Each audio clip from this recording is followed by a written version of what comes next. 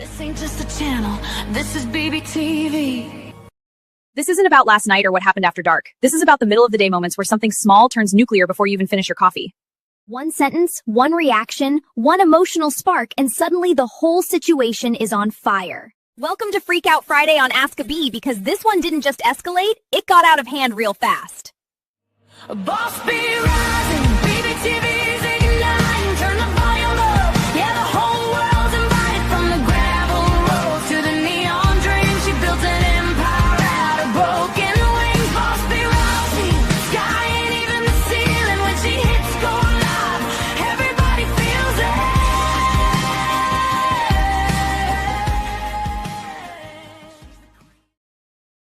All right. Welcome back. It's Ask a Bee, and we are on our Freakout Friday. And if you're brand new here, let me set the table before we dive headfirst into the chaos, because this is not a podcast where we whisper affirmations and sip tea. This is the show where real people send in real life, did I lose my mind, or was that justified situations? We read the story like a letter, okay? And then I break it down live with equal parts, logic, side eye, compassion.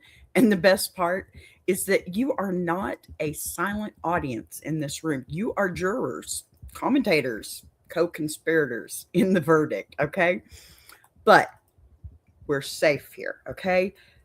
In here, we run on honey or stinger. Honey means, okay, I see you. That was human, maybe messy, but understandable. And stinger, it means, that reaction overshot the runway and we need to talk about it, okay?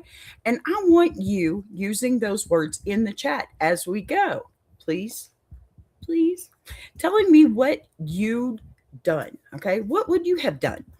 What line crossed it for you? What moment made your eyebrow lift, and whether the reaction actually fit the situation or somebody hit the panic button before the facts finished tying their shoes. Yeah, that happens. Fridays in particular. Fridays are a special breed because this is Freakout Friday, which means the stories tend to involve people who have been holding it together with duct tape and caffeine all week, kind of like me. And then suddenly something small, trash bags, text messages, babysitters, Xbox time, a name dropped by a toddler, turns into a full-scale emotional fireworks display. And we're not here to pretend that doesn't happen, okay? We're here to come to trace exactly where the pressure started. And you know what? Where the blow up happened and whether the aftermath points towards growth or another round in the same argument next Tuesday. Now, a couple of house rules before we start, especially for anyone who just wandered in, because YouTube tossed you in the room 5 seconds ago. We judge actions, not entire human beings, okay? We don't pretend context doesn't matter, and we definitely don't act like one bad moment defines somebody forever, okay? Because the whole point of this show is looking at how people behave when they're tired, stressed, scared, jealous, overloaded, or just pushed to their emotional edge, right? And figuring out whether that snap was reckless, understandable, or somewhere right in the middle. It happens. And I'll be honest with you, I'm not allergic to calling something out, okay? We don't sugarcoat nothing here. But I'm also not interested in flattening complicated people into cartoon villains. No, not here. Because real life doesn't work that way. And neither do the best debates in the chat, okay? And yes, that means sometimes the verdict lands in that annoying gray zone where half of you are typing, I'd have done the same thing, or the other half are like already warming up the okay, but that was still wild. And that is exactly where Freakout Friday likes to live. Let's see who we got here. Robo, hello. Dreamcast, hello. You should play Dandy's World. That would be so tough. Oh, okay. Hi, Robo. How are you? Happy to have you. Thank you for being here. Pardon me, I'm going to spam for just 1 second. Forgot to send that one out. Okay, so today we've got 2 letters, just 2, but they are dense, layered, emotionally loaded, and stacked with backstory, which means we are not speed running these. Okay. We're taking our time, pulling threads, and really sitting inside the whole moment, right? The person who wrote it, because when somebody comes to the internet asking strangers if they were wrong, what they usually is, I can't talk today. I don't trust my own read of this anymore. And you know what? Hi. Look at there, Pink Babe Cosmetics in the house. Look, how are you? Worker bees last one day. Well, not this worker bee. Let me tell you, I last forever, just like honey. Now, that's where this community shines, right? Because you all come in with lived experience, sharp instincts, and wildly different thresholds for what counts as crossing the line. And you know what? I want the energy in the room. I want the entire time. Okay. Y'all give it to me, not just at the end. So keep that chat moving. Talk to each other respectfully. Argue your case respectfully. Okay. Change your mind mid-story if something new comes out, and don't be shy about saying I was with them until that last sentence, because I do that a lot. And that's usually the moment where the whole thing tilts. And since it's Freakout Friday, I'm just warning you now, the letters today involve long-term trauma, messy co-parenting with new partners colliding with old wounds, exhaustion stacking on exhaustion, my daily life. Just kidding. And that uniquely modern relationship phenomenon where people swear they heard you, promised they'd change, and then somehow the trash bag is still by the door 3 days later. My house. So if you've ever sat on your couch thinking, I am one inconvenience away from flipping this entire coffee table emotionally, don't do it. It hurts because it'll land on, oh, never mind. Sorry. Congratulations. You are among friends, because these stories live right in that space where logic and emotion are arm wrestling in the driveway while the neighbors pretend not to look. Now, one more thing, because I always want to say this clearly at the top. This is not a courtroom where we issue life sentences, okay? It's more like a post-argument debrief, where everybody's adrenaline has finally worn off, and we're asking, okay, what actually happened? What part was fair and what was foul? Okay, and what would have made this go differently? And sometimes the answer is communication imploded. Sometimes it's somebody hid information they absolutely should not have hidden. Sometimes it's old trauma. Grab the steering wheel. And yes, sometimes it's simply that 2 exhausted adults tried to solve a problem at the exact worst possible moment of the day, which is a skill nobody teaches, and everybody eventually messes up. So if you're new here, hit the like button, pretty please. If you're vibing with the conversation, make sure you're subscribed so you don't miss future Freakout Fridays, and settle in, because we're about to read our first letter, break it down piece by piece, and see where the chat lands. Don't forget, honey or stinger. And fair warning, I already know the first one is going to split the room. So stretch those thumbs, pour whatever beverage is keeping you upright today, and let's get into this. This is going to be just so much fun. I just know it. Okay, let's see here. I'm so unprepared and not sure why.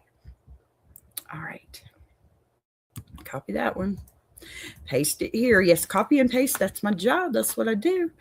And we have media. All right.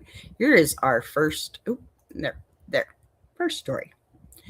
Am I the a-hole for completely freaking out on my ex-husband because of who he let babysit our daughter?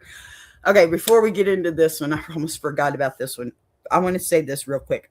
I skim through these. I try to take out all the bad little words. We use fork around here, not the F-bomb, right? Okay, so forgive me if I've missed any. I do apologize. I tried. And also, I'm going to say this right now with just the title, I'm on her side. Okay? Her and the baby. All right, here we go. I, female 33, have been divorced from my husband, male 34, for a little over a year. It's been rough. Of course it has, honey. We were childhood best friends who thought we'd be together forever. This might be dramatic, but I'm quite frankly traumatized from the divorce, which might be clouding my judgment. Okay, I'm glad she's got that, frame of mind. Anyways, I picked up our 3-year-old daughter from his house yesterday and got some. Interesting news today. During lunch, she told me that on Saturday, her and Daddy's girlfriend watched Cinderella. Okay, I need drink. No, I don't drink alcohol, so we're good. Yeah, okay. I had no idea he was dating again, but I calmly responded with, "Oh, what's her name?" Ouch. Not a good move. And she responded with, "Miss Sheila." Okay, is anybody else feeling the tension already? She shouldn't be asking questions she doesn't want the answer to, right? Yeah, that's how I feel about that one. So Sheila is a woman who works with my ex, and who has always been a major point of contention between my ex and I when we were married. Whoopsie. She's always had a crush on on him, and would go out of her way to antagonize me whenever I showed up to work related events with him. Oh my. I'm pretty sure she despises me. Oh yes, she does. She does.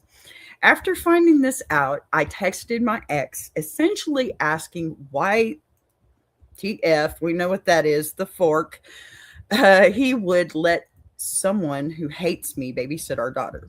He responded with, "What are you talking about?" Oh, here we go. And we went back and forth until he admitted that, yes, Sheila watched her, but she doesn't hate me. Yes, she does.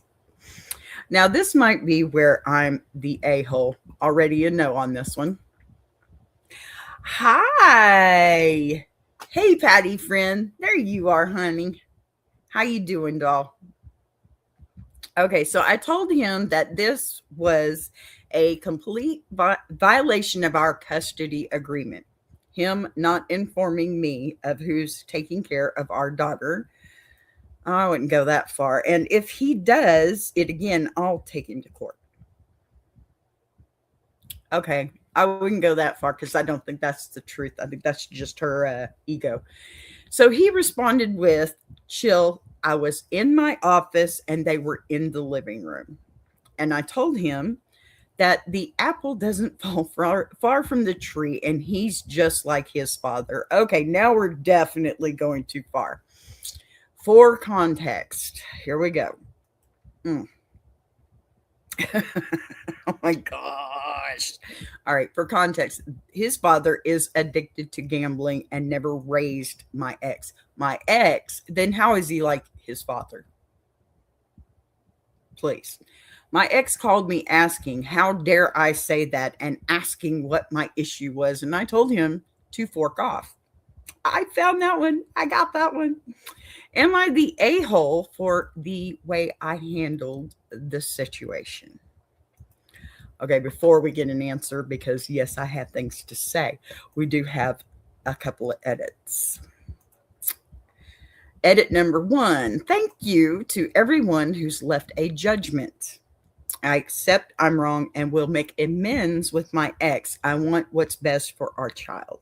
And thank you to everyone who was kind and didn't treat me like I'm the worst person in the world after seeing a Reddit post that probably less than 1,000 words. I understand the statement may rub people the wrong way, but it irks me when people act like they know you after seeing one part of your life. Yes, I forked up. I think I missed that one. Pardon me. But the name calling was not necessary. I will do my best to improve and become a better mother to our daughter, because She's what matters here. And at the end of the day, pardon me, one more. Yeah.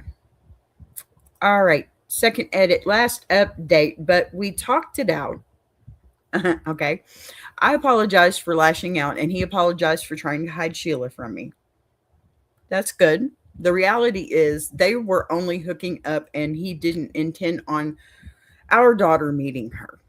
He didn't tell me because he knew I'd be upset at him for bringing a fling around our daughter. So I know I need to work on my responses. Yes, you do. I am upset that he was irresponsible enough to think that he could just sneak Sheila in and out while our daughter was there, but it's fine. She's young enough that she'll think Sheila's just a friend. Okay, we have a better mentality about this one now, I think, don't we? Hi, Christina. Happy to have you. Good morning or afternoon, wherever you're at. Okay, so I did request that he doesn't do that anymore. And he said he won't. Okay, that sounds like a good draw for me. Hopefully, we can move forward from this and co-parent respectfully. Now, that's what I wanted to hear, the respectfully part, because y'all need to get y'all ish together, okay? Because this is about your daughter. It's not about you. I think that's probably my first and biggest point, because it's not about anybody but your daughter. Between the two of you, it's over. So why would you even want to bring somebody different around your child?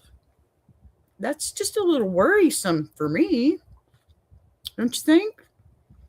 Let's slow this way down and actually, we're going to trace the shape of what happened here, because this situation is exactly how a reasonable parenting concern mutates, okay, into a full-blown emotional wildfire before anyone even realizes they struck the match. And the very first thing I want to say is that learning about a new adult being around your 3-year-old from the mouth of that same 3-year-old during a casual lunch conversation is the emotional equivalent of stepping on a Lego barefoot. I mean, pardon the expression, but dead ass.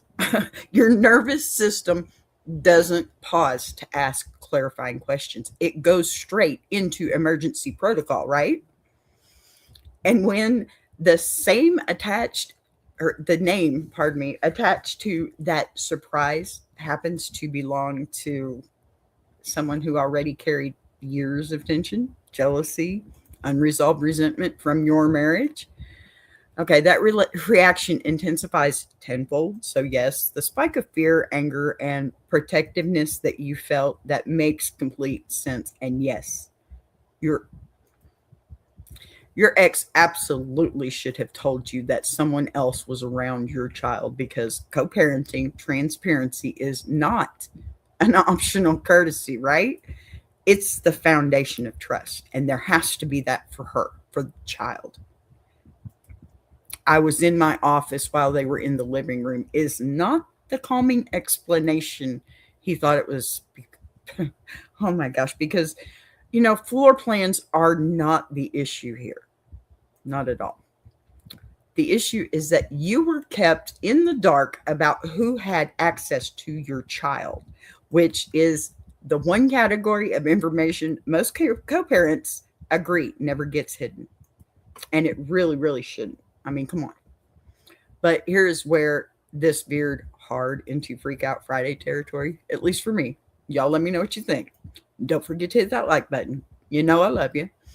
So instead of staying locked onto the narrow practical lane of who was there, why you weren't told, and what the future rule is, the argument escalated immediately into threats of court and a generational insult about his father's gambling addiction.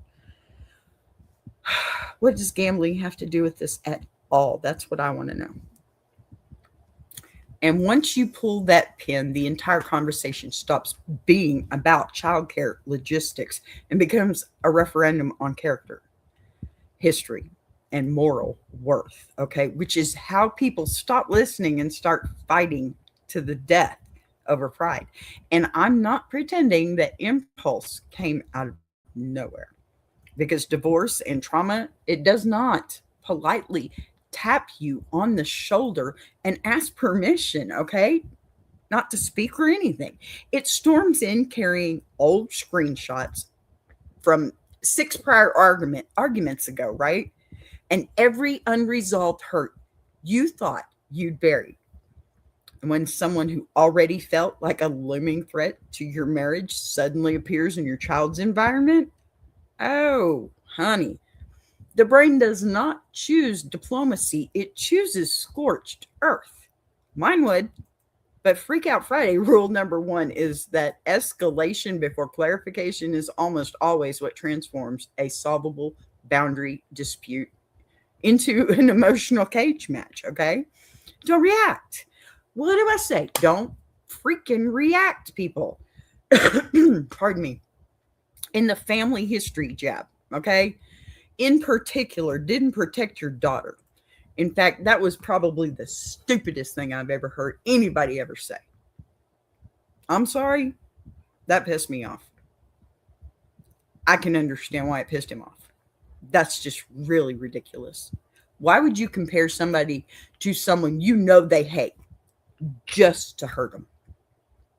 Just to hurt them. Don't forget who's going to get hurt in the process. And I'm not talking about you, honey. I'm talking about that baby. That's who's going to ultimately get the most pain out of your situation. Stop that crap. Just stop it. You didn't establish new rules, and you didn't secure transparency going forward through that. It simply guaranteed that your ex would shift into full defense mode instead of answering questions, because nobody responds calmly when their lineage gets dragged into an argument.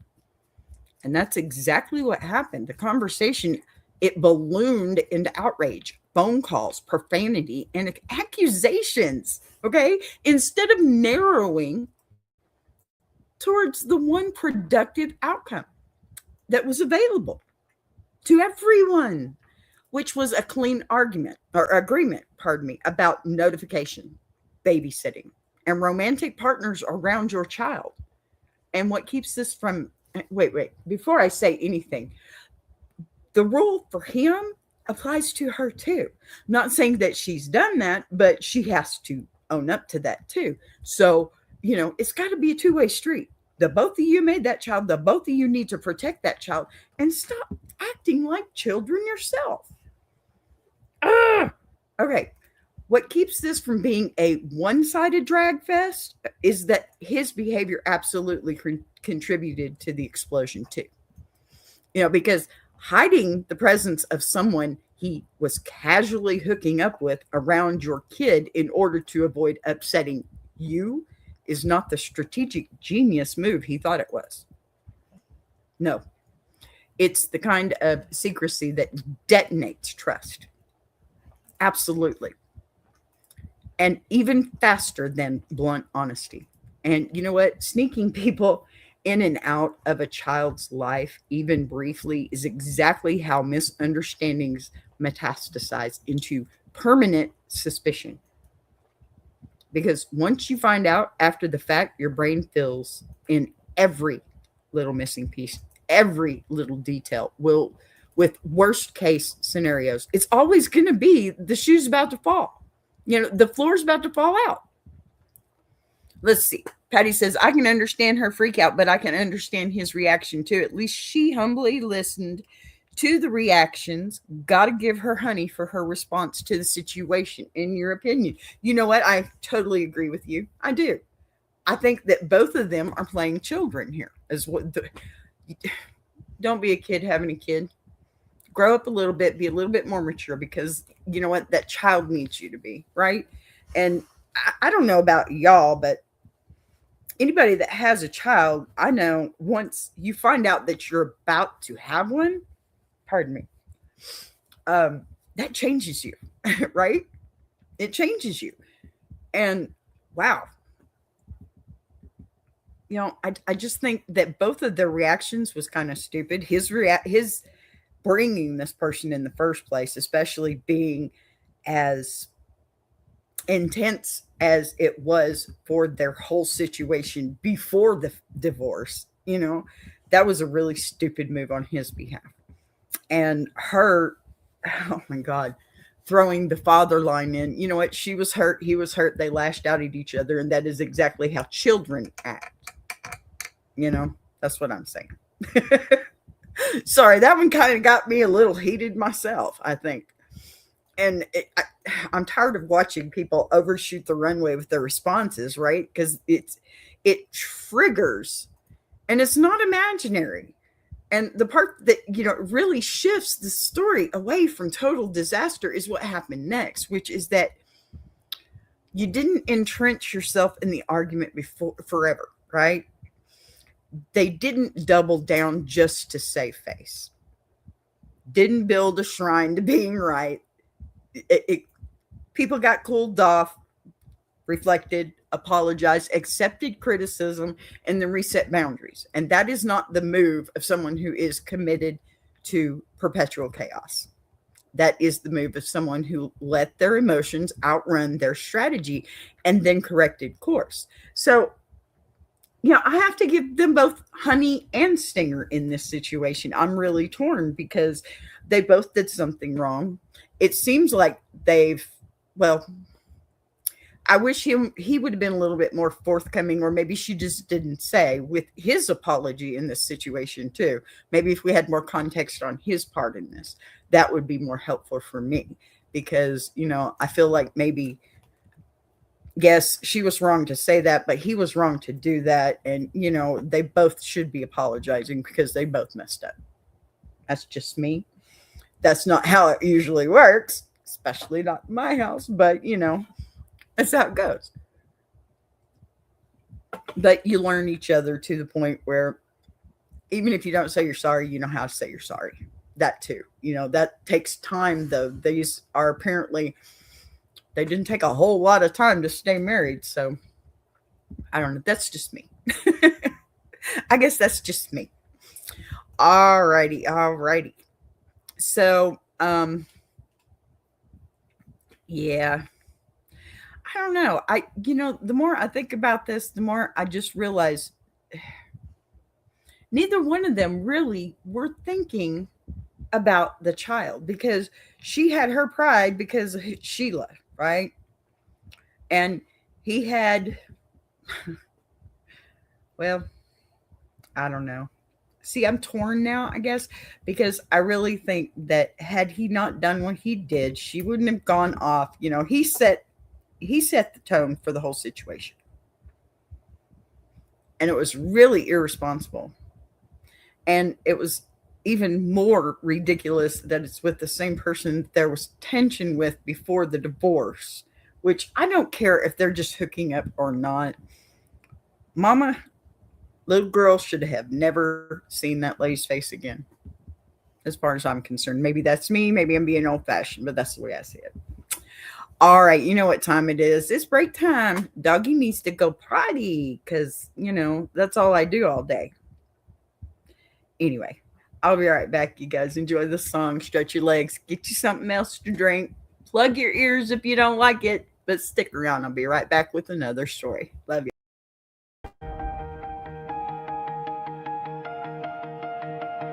She came from the quiet storms, built a fire from the ground, turned a whisper to a warning.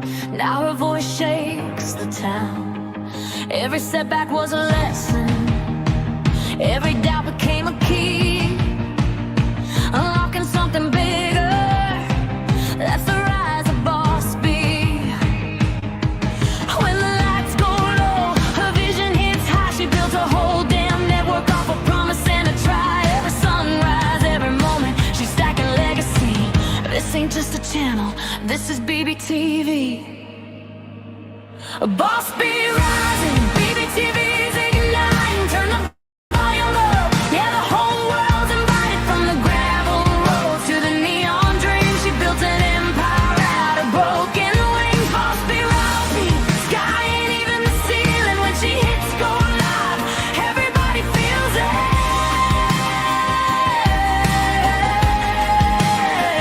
She's the queen of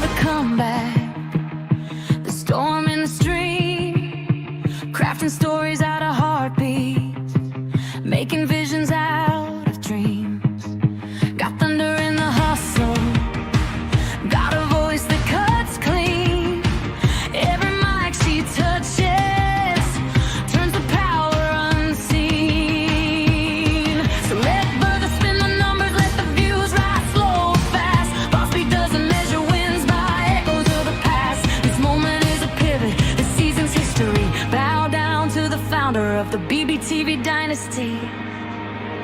Boss be rising, BBTV's igniting. Turn the volume up, yeah, the whole world's invited. From the gravel roads to the neon dream, she built an empire out of broken wings. Boss be rising, sky ain't even the ceiling. When she hits go live, everybody feels it.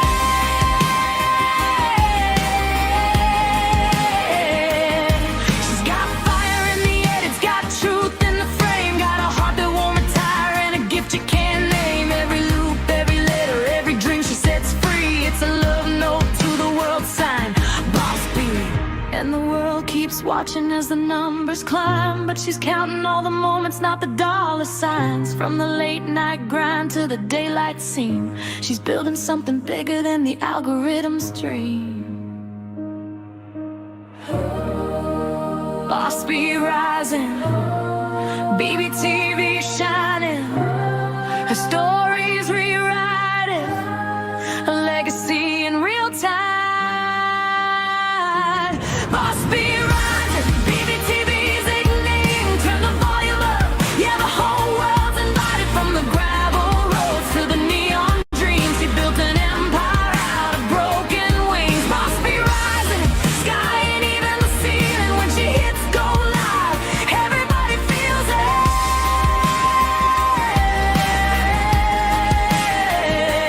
BBTV, where the stories breathe. BBTV, where the dreamers believe. Boss be rising, watch her take her place. This is BBTV, this is her grace.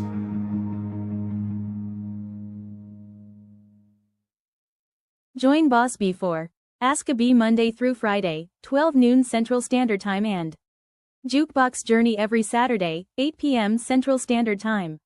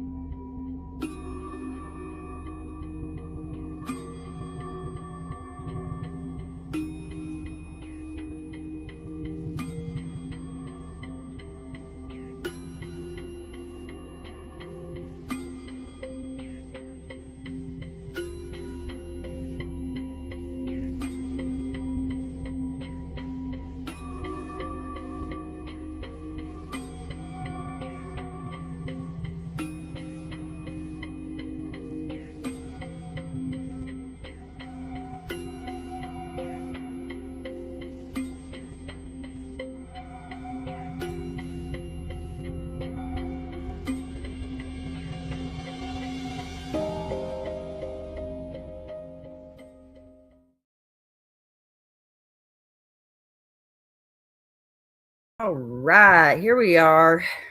Hello again. Okay, doggies have been walked. And now he's back up here right beside me. Of course, big old baby and little old baby. Yeah, I got to. All right, so here's the next story. This one's a little bit more. This was a lot more. Okay.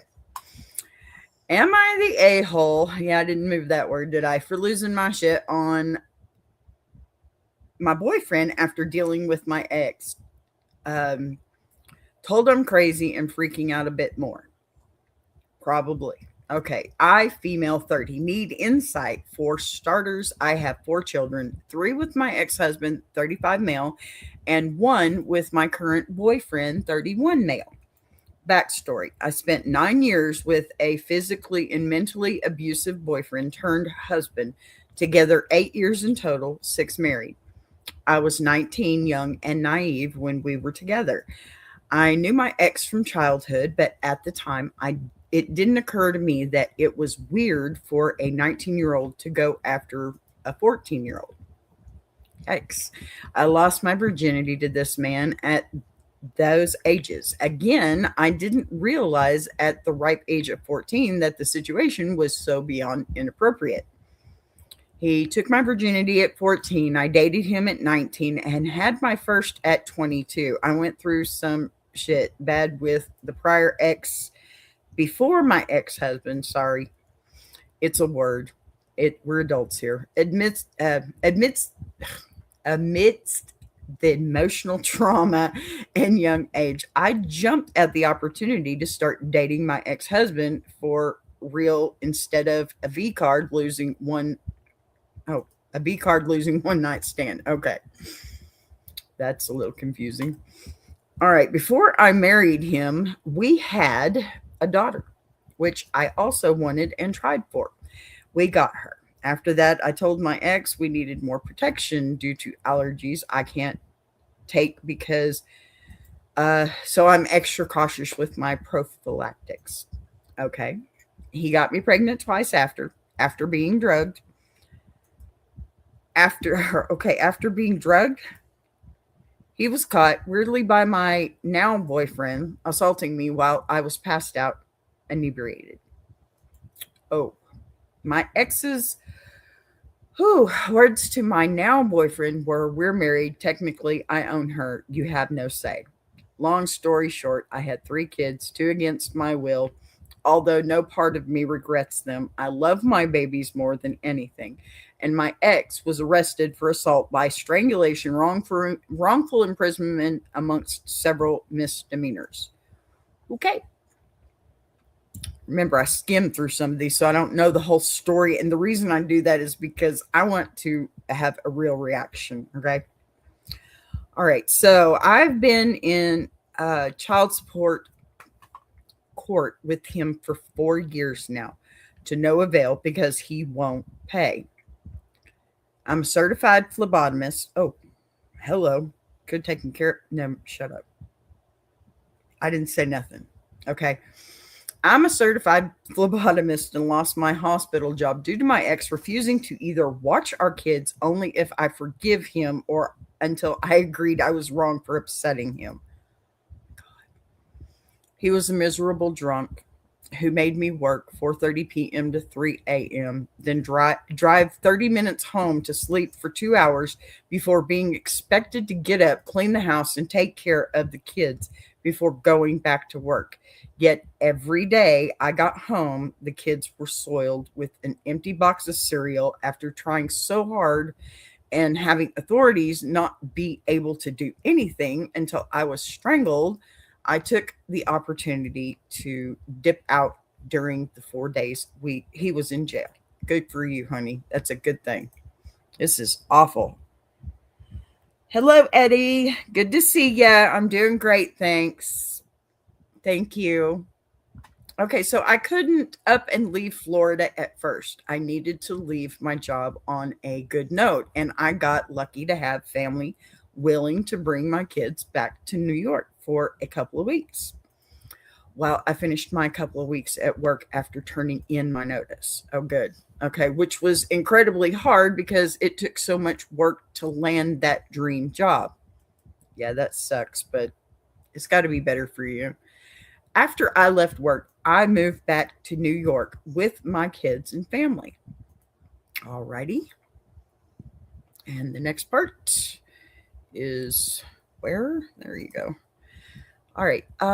Let's see here. Now, I struggled for a few months and reached out to old New York friends, and my ex took me away from. That's good. Thank you very much, Eddie. One of them was my boyfriend. We were good friends for 16 years before I returned and was my best friend. We spent a while hanging out, catching up, and eventually falling for each other several times before we became serious. I told him he had every right at any time in the beginning to walk away if my 3 kids were too much. Like a gentleman, he stepped right the fork up. 2 years later, we had a son. Both of us were in bad places post-COVID. So my dad, who respects my boyfriend, paid to bail both of us out. Then him and my mom bought us a house. Part of my inheritance. My parents have a thing about wanting to be alive to see the inheritance go to something important, and I respect that. Okay, yes, I understand that. My dad also paid off my boyfriend's past rent right after the COVID lit. My boyfriend has been financially supporting all of us throughout. How cool. I got diagnosed with epilepsy after the brain damage my ex gave me after slamming my head onto tile and proceeding to try to strangle me. I'm forever grateful for him. Don't get me wrong. There's 10 pages more that I could write to further explain my ex, but I digress. That's a good thing.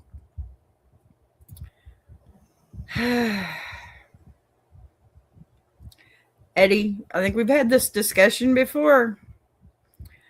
I'm Boss B. Okay, that's my name. All right, here's where the AITA question comes into play. My boyfriend, who supports us and never abuses me, has a habit of not following through half the time with the little things like taking the trash out or taking the dog out. He's very aware of my past and knew my ex. The last 6 months, my youngest has become the mobile toddler you can't trust. And as a stay at home mom, I can't keep up with the chores at a timely rate while watching 4 kids. I do my best, but I've spent months literally begging for help from my boyfriend. By help, I mean I bag all of the trash and leave it at the door while cleaning the rest of the kitchen and bathroom. Ask him to bring it outside on his way out to go to work, and he won't. I point it out, and it's always, I forgot. I'll do it tomorrow. It goes on for what in the world? All right, it goes on for a few days until I stop trying to make a point and do it myself. All righty. I'm not sure where that came from. Something's wrong there. Okay. Yeah, because that was supposed to be up. Sorry, distracted. Now it's time for this one. I've verbally expressed all of that verbatim to him, yet it never changes. I asked to sleep in for once, and he'll get up and let me sleep. But the whole time will be on his phone. And when I wake up, yes, I actually slept in as he kept the kids quiet. None of the chores were done to give me a break, even though I've expressed how overwhelmed I am. I'm answered with, well, I'll let you sleep in. Honey, it sounds like you're having just, no good luck with any of them. Where did this, what?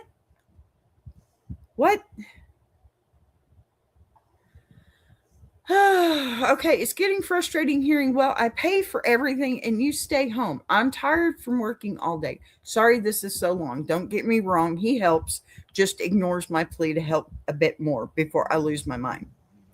For reference, my kids are 8, 7, 5, and 2. I should also mention I clean the house, do laundry for 6, cook for 6, and keep up all the kids' schoolwork 24/7. I don't just sit on my ass. Okay. Thank you, Eddie. You have a great day too. God bless. So, okay, next slide. Yeah. Tonight, I once again asked several times for help while the kids were going after each other, and I was cooking while cleaning. I was met with attitude about how he never gets to play his Xbox or do anything to himself because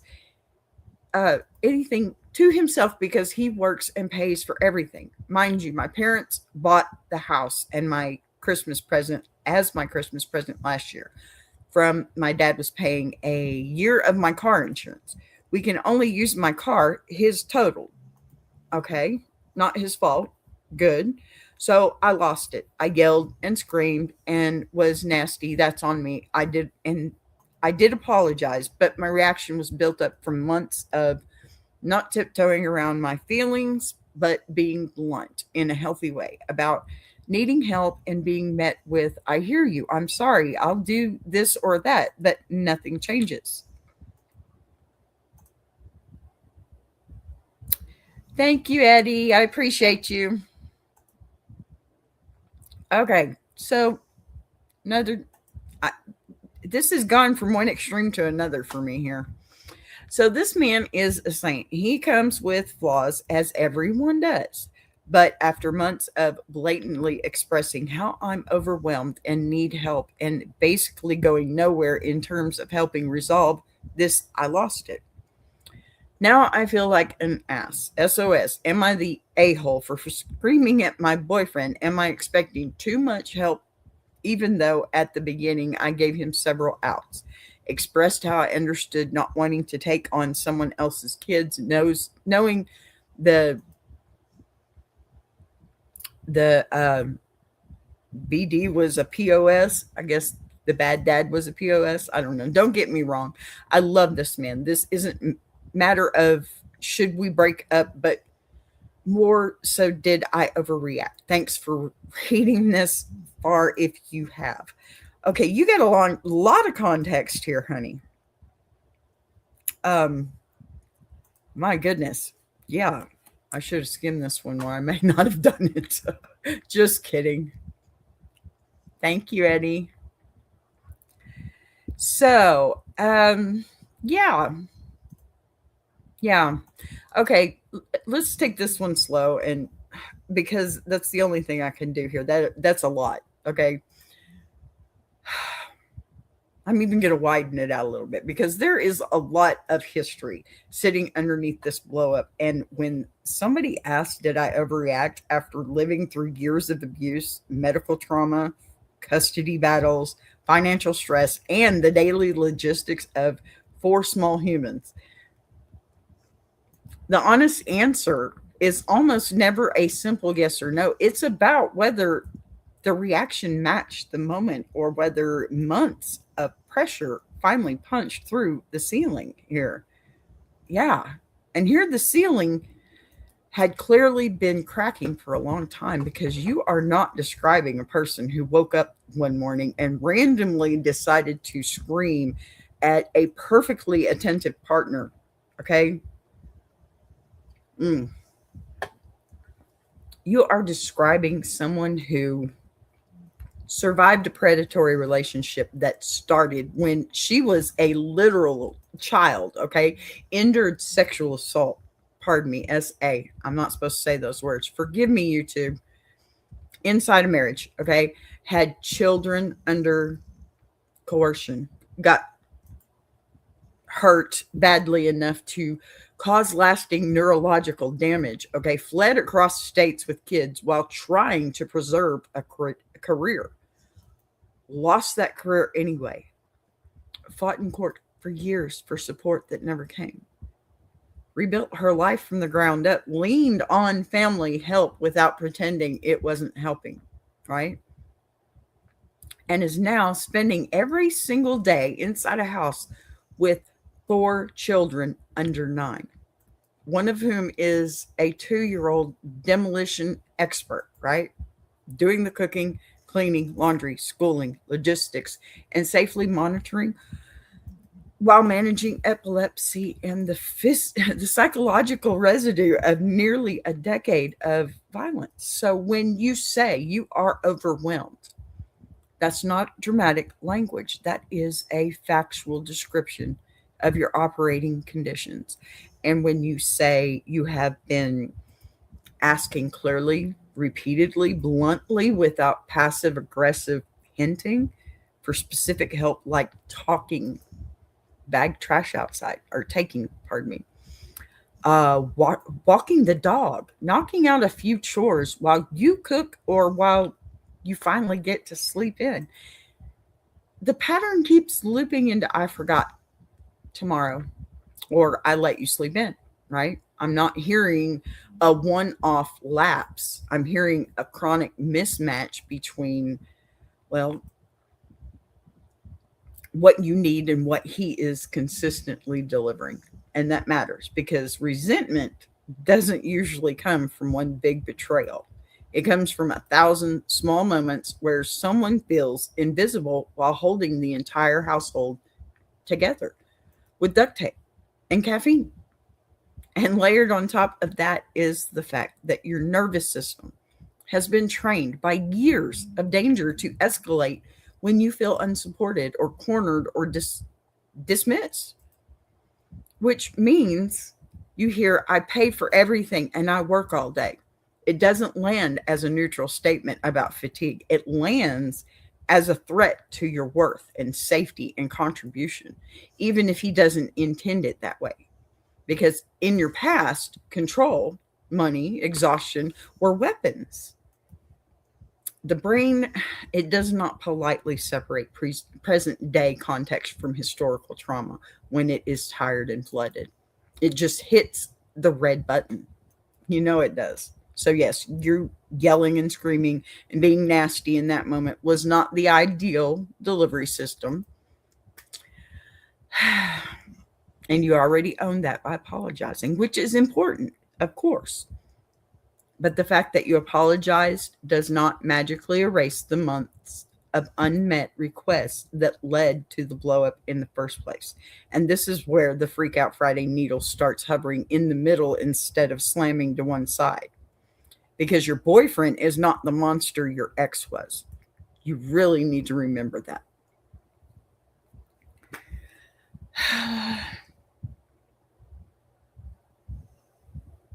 Oh, thank you, Eddie. I see. You're a strong woman, boss B, queen. What doesn't kill you makes you stronger. Love you, my friend.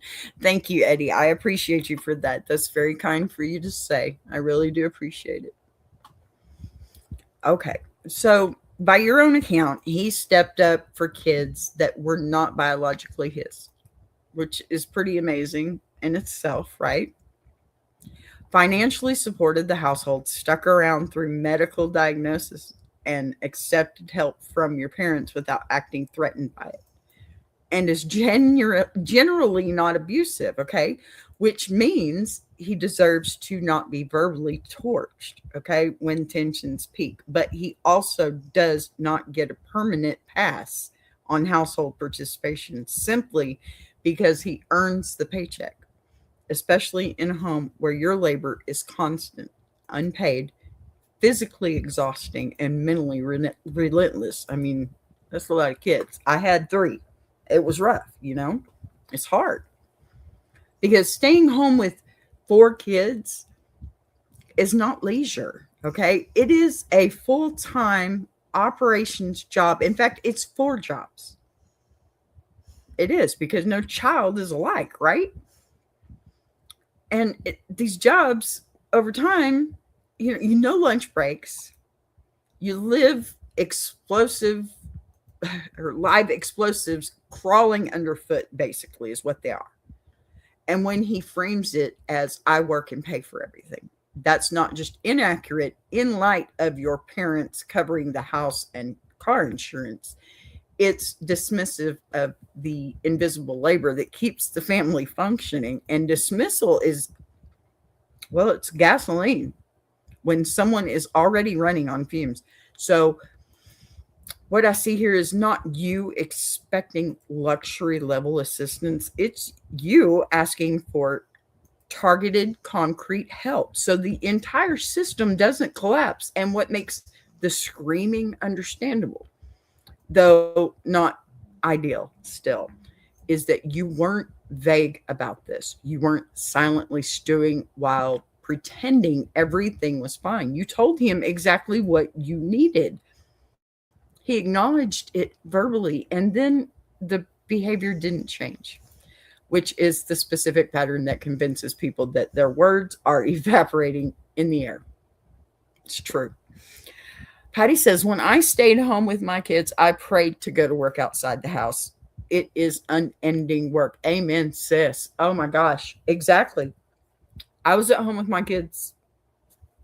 I even homeschooled. And let me tell you, it's not a picnic. It's just not.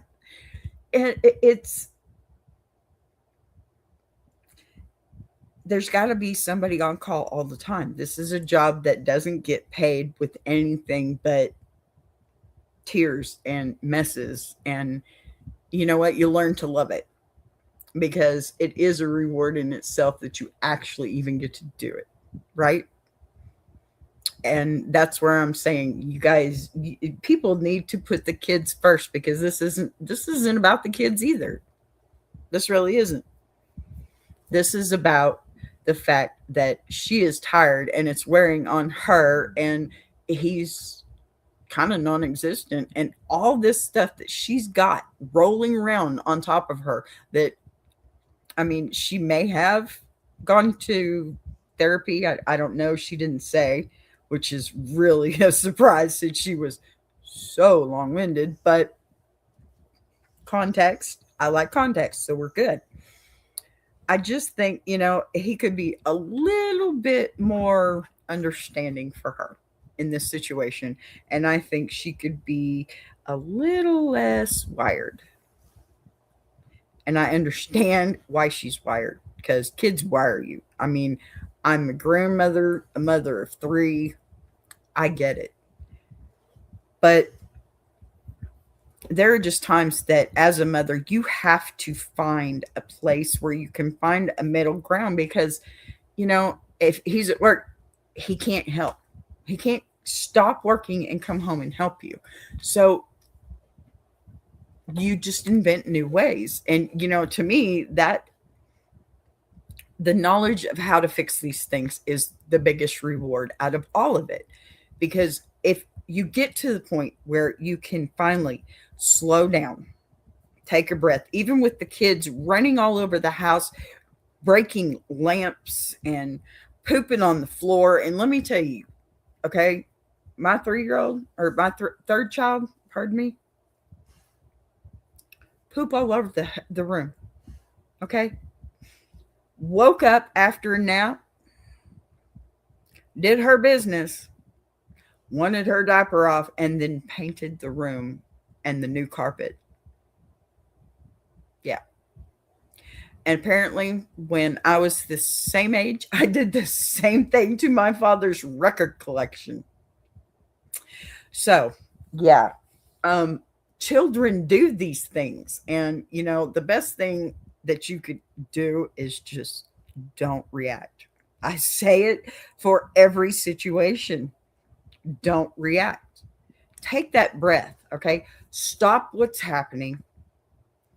Take a deep breath and then handle it.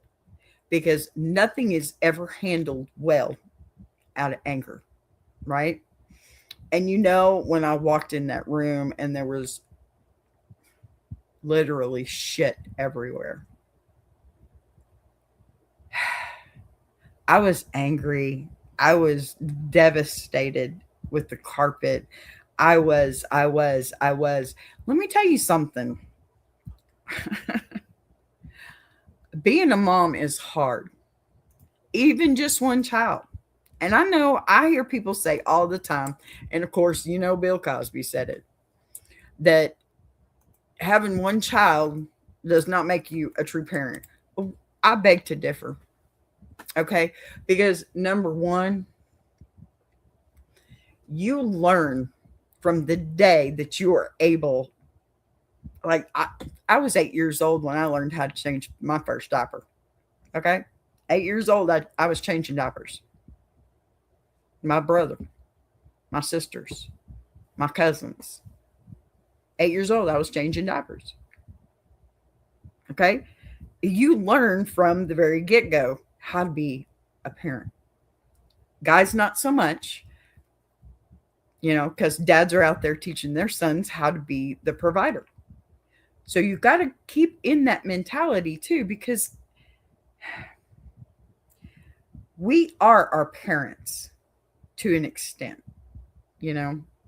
That's why I always tried to get along with my in-laws, because nobody knows my husband better than my in-laws, which taught me to know my husband better than he knows himself. And vice versa. I mean, it's been a long time, a long time. And you get to a point where you finish each other's sentences, all that stuff. And all this happens before you have children. So why, after you have children, does that, it kind of like separates, it seems to me. I think that's where parents need to grab a hold of each other and say, don't let go. Because you're forgetting these things that you learned already. these things that were muscle memory, you're changing because the dynamics have changed, right? Things are more stressful. There's less time to do the things you want to. So if you stop and you take a look and you just breathe for a minute, don't react. Don't react. That's what I say. I mean, I got 3 kids, all 25 and above, right? I'm not saying I'm an expert. I'm just saying I have experience. And this is how I've been able to get through this and still stay married to my husband and now be preparing my granddaughter for school almost on a daily basis because I didn't react. I learned how to stop reacting. And I don't care what any other therapist says. If you can learn how to do that, you can learn how to get through life without totally crashing every 5 minutes. That's my piece there. Okay. Seriously though, it's important. Reaction is everything. And that's how I taught my kids as they were growing up. Reaction is everything. And I would say, they would ask me for something and I would flat out say no. If they reacted correctly, okay, thanks anyway, something to that effect without getting ugly with me. You know what? That was a great reaction. I think you can go ahead. It's important to teach them not to react like that, right? Anyway, all right. So before I bounce, don't disappear on me just yet, okay? Because the deal, I got a little bit of promos at the end here, but because Freakout Friday never really ends when the story does, it just moves into the parking lot. And there's always a conversation back there, So leave something in the comments for me. Let me know what you think about this one. And that's where I want you right now, okay? In the comments, arguing respectfully, dropping your honey or your stinger, telling me which line tipped it over for you and what you would have said instead of where you're standing in that kitchen with 4 kids running wild and trash bag by the door, because I read those. I pull from those. And half the time your takes end up shaping future shows. And if you enjoyed today's chaos with the purpose, then make sure you tap the like button for me, please. Check you're subscribed, okay? And don't forget memberships, super chats. We are fully monetized and running with it, okay? Share this with somebody who lives for messy relationship debates, because that's how this community keeps growing. And right after this, we've got another idea coming up for me. So check it out. We got a little BB promo. You know how I do. My girl, she's always in there somewhere. All right, y'all. Stick around. Check out Tuber Chat. Don't forget Tuber Chat. Get over there and see them. Love you guys. Bye-bye. I want to take a minute to shout out Tuber Chat. If you're a creator who's tired of surface-level advice, and actually wants to understand how YouTube works, that's the space. It's real conversations with real creators who are in the trenches, building channels, testing ideas. No posturing, no gatekeeping, no fake guru energy, just people sharing what's working, what isn't, and why. If you're serious about growing, learning, and not doing this alone, check out Tuber Chat. The link is in the description. If you're enjoying this show, subscribing is the easiest way to support what's being built here on BBTV. You'll see the join button right next to subscribe. No pressure, no expectations, just an option for people who want to support the channel in a real way. We're live weekdays at 12 p.m. Central, and each day has its own focus. Same honesty, same voice, just different conversations depending on the day. And if you've got a story you want to share, send it in. Anonymous is always fine. A boss be rising.